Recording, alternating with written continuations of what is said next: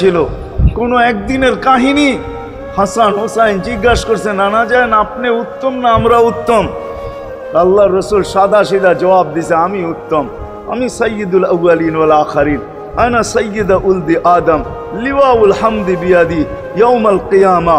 হায় হায়, আল্লাহর জান্ডা কিয়ামতের দিন আমাদের নবীজির হাতে থাকবে। মাধবদের মানুষ বোঝেন আমি যেটা বুঝাইতে চাইতেছি। ওই হাসান হুসাইনের খবর নিবেন না, নিবে উম্মতের খবর। জিজ্ঞাসা করছে, নানা যান আপনি উত্তম না আমরা? আল্লাহ রসুল বলছে, আমি উম্মত। দুইজনে হাসতে হাসতে কুটা কুটা। আল্লাহ রসুল বলছে, এত হাসো কেন? জবাব হয় নাই। মানি আমরা দুইজন উত্তম।